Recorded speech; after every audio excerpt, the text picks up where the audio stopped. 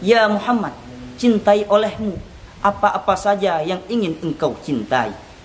Apakah engkau cinta kepada harta? Apakah engkau cinta kepada manusia?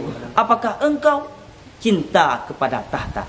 Cintai olehmu apa-apa saja yang ingin engkau cintai.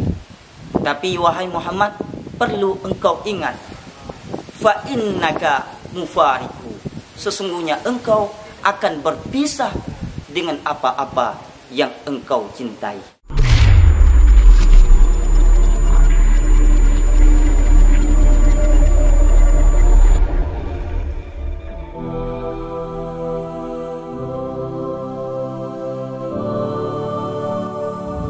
Assalamualaikum warahmatullahi wabarakatuh. Para pendengar yang dirahmati oleh Allah Subhanahu wa taala, semakin bertambahnya tahun, maka semakin pula bertambahnya usia kita. Dengan bertambahnya usia kita, hendaknya ilmu amal ibadah kita kepada Allah semakin bertambah. Jikalau sebaliknya, dengan bertambahnya usia kita, semakin berkurang ilmu amal ibadah kita kepada Allah Subhanahu wa taala, maka kita termasuk daripada minal khasirin. Kita termasuk daripada orang-orang yang rugi. Sebagaimana Allah Ta'ala berfirman dalam Al-Quran, wal asri innal insana lafi khusri illa alladhina amanu wa amilus solihati wa tawasaw bil haqqi wa tawasaw bis sabr. Demi masa, sungguh semua manusia dalam keadaan yang rugi, terkecuali orang-orang yang beriman kepada Allah Subhanahu wa taala, orang-orang yang mengerjakan amalan yang soleh, orang-orang yang menasihati dengan kebenaran dan menasihati dengan kesabaran. Maka oleh sebab itu, marilah sama-sama sejenak kita renungi beberapa ayat, beberapa hadis, beberapa perkataan ulama. Semoga dapat menjadi tambahan ilmu amal ibadah kita kepada Allah Subhanahu wa taala.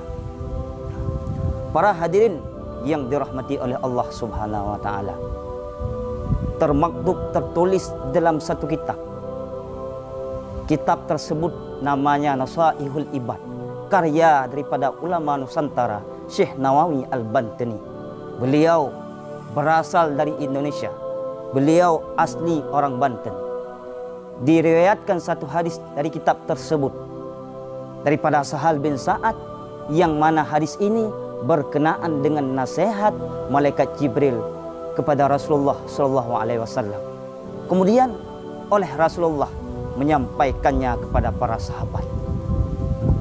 Para hadirin yang dirahmati oleh Allah Subhanahu wa taala, pada ketika Rasulullah sedang duduk berserta sahabat, bersama dengan sahabat-sahabatnya, kemudian Rasulullah bertanya kepada para sahabat, "Ya ashabi, wahai sahabatku, apakah kalian ingin mendengar suatu nasihat yang diberikan oleh malaikat Jibril kepadaku?" Kemudian para sahabat menjawab, "Tentu ya Rasulullah."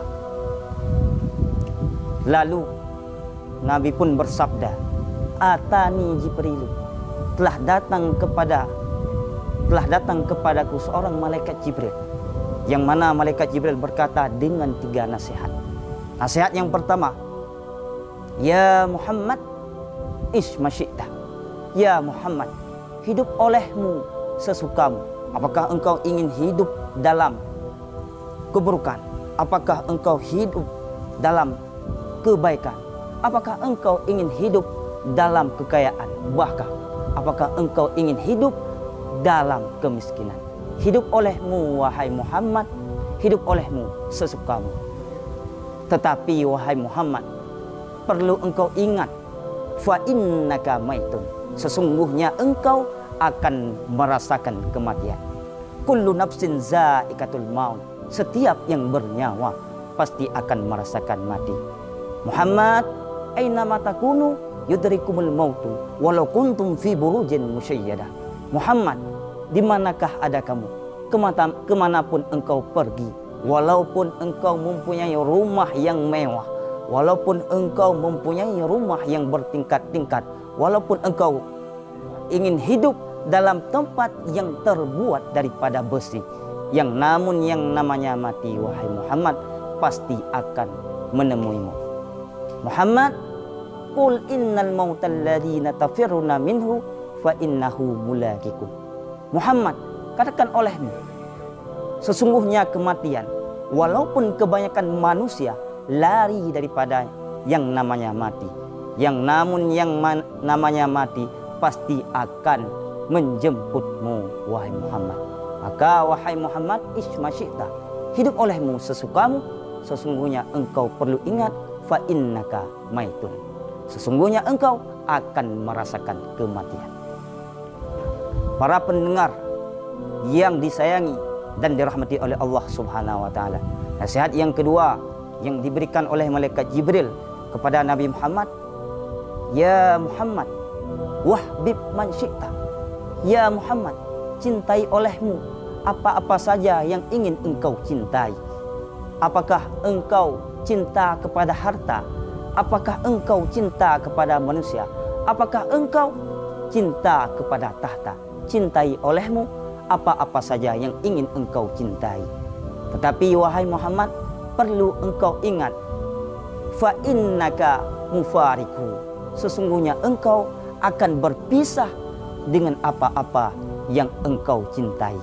Maka janganlah kita terlalu mencintai kepada dunia, terlalu mencintai kepada manusia, sehingga penuhlah hati ini cinta kepada dunia. Lupa kita kepada Allah Subhanahu wa taala. Lupa kita kepada siapa yang menyembah diri, siapa yang menciptakan diri kita. Maka janganlah kita terlalu sangat mencintai terhadap sesuatu. Boleh jadi sesuatu yang kita cintai pada suatu saat itulah yang kita benci. Begitu sebaliknya, janganlah kita terlalu sangat membenci kepada sesuatu, karena boleh jadi sesuatu yang kita benci itulah yang kita cintai. Maka wahai Muhammad, wahbib man syi'ta, cintai olehmu apa-apa saja yang engkau cintai, tetapi engkau perlu ingat, fa innaka mufariku, sesungguhnya engkau akan berpisah dengan sesuatu yang engkau cintai tersebut. Jikalau bukan kita yang berpisah duluan dengan sesuatu yang kita cintai, boleh jadi sesuatu yang kita cintai tersebut duluan berpisah daripada kita. Sedang pendengar yang dirahmati oleh Allah Subhanahu wa taala, nasihat yang ketiga yang diberikan oleh malaikat Jibril kepada Rasulullah sallallahu alaihi wasallam, ya Muhammad, wa'mal ma syi'ta. Ya Muhammad, wa'mal ma syi'ta. Muhammad, kerjakan olehmu apa-apa saja yang ingin engkau kerjakan. Apakah engkau ingin berbuat kebaikan? Apakah engkau ingin berbuat kejahatan? Silahkan Muhammad. Sesungguhnya Allah Ta'ala telah memberikan wewenang kepadamu untuk mengerjakan apa saja. Tetapi wahai Muhammad, engkau perlu ingat, fa innaka mujzi'un bihi, sesungguhnya engkau akan dibalaskan terhadap apa-apa saja yang telah engkau perbuat. Apabila engkau mengerjakan kebaikan, maka Allah Ta'ala akan membalasnya dengan kebaikan. Apabila engkau mengerjakan keburukan, maka Allah Ta'ala akan membalasnya dengan keburukan. Sebagaimana Allah Ta'ala berfirman dalam Al-Quran, wa man ya'mal misqala dzarratin khairan yara wa man ya'mal misqala dzarratin syarran yara. Barang siapa yang mengerjakan kebaikan, walaupun kebaikan tersebut sebesar debu yang halus, maka orang tersebut akan melihat kebaikan, balasan daripada kebaikan yang dia kerjakan. Jikalau tidak akan dapat dilihat di dunia, maka yakinkanlah orang tersebut akan melihatnya di hari kiamat kelak. Begitu sebaliknya, barang siapa yang mengerjakan suatu keburukan, walaupun keburukan tersebut sebesar debu yang halus, maka orang tersebut akan melihat balasannya. Jikalau tidak dapat dilihat di dunia, maka orang tersebut akan dapat melihatnya di hari kiamat yang akan datang.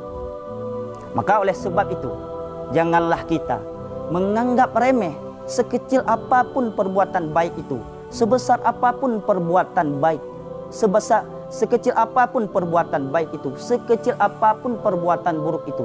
Karena boleh jadi dengan menganggap remeh perbuatan yang buruk, maka kita akan murka, maka kita akan mendapatkan murka daripada Allah Subhanahu wa taala. Begitu juga, janganlah kita menganggap remeh sekecil apapun perbuatan baik itu. Karena boleh jadi perbuatan yang kecil itu, dengan kita mengerjakan perbuatan kecil tersebut, maka kita akan mendapatkan ridha daripada Allah Subhanahu wa taala. Maka apabila kita adalah seorang mukmin yang sejati, kerjakanlah. Apakah itu perbuatan yang baik, yang besar nilainya ataupun tidak. Karena dengan mengerjakan kebaikan, mudah-mudahan kita termasuk orang-orang yang diridai oleh Allah Subhanahu wa taala.